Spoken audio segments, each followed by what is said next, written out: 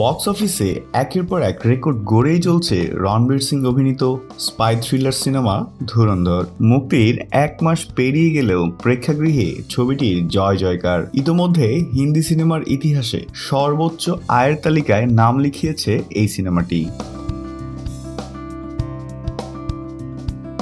Box office tracking site স্যাকনিলকের তথ্য অনুযায়ী গত কয়েকদিন ধরে ধারাবাহিকভাবে ভালো ব্যবসা করছে ধুরন্ধর। ভারতের বাজারেই এখন পর্যন্ত অর্থাৎ 36 দিনে ছবিটির নিট আয় দাঁড়িয়েছে 792 কোটি রুপিতে, বাংলাদেশি মুদ্রায় প্রায় 1100 কোটি টাকা। আর বিশ্বব্যাপী সিনেমাটি আয় করেছে 1259 কোটি রুপি, যা বাংলাদেশি মুদ্রায় 1800 কোটি টাকা।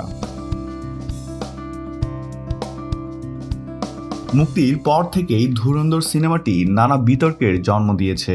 মূলত সিনেমার কিছু সংলাপে ধর্মীয় অনুভূতিতে আঘাত এবং দেখানো হয় পাকিস্তানের মদদে বিভিন্ন সন্ত্রাসী গোষ্ঠী ভারতে হামলা চালাচ্ছে। ফলে প্রতিবেশী দেশকে নেতিবাচকভাবে তুলে ধরার জন্য সমালোচকদের তীরও চলেছে ধুরন্ধরের দিকে। এ নিয়ে ভারতের কয়েকটি রাজ্যে সিনেমাটি প্রদর্শনী বন্ধেরও দাবি উঠেছিল। তবে এই বিতর্ক সিনেমার ব্যবসায় নেতিবাচক প্রভাব ফেলার বদলে দর্শকদের কৌতূহল আরও বাড়িয়ে দিয়েছে, যা ছবিটিকে ব্লকবাস্টারের তকমা পেতে সাহায্য করেছে।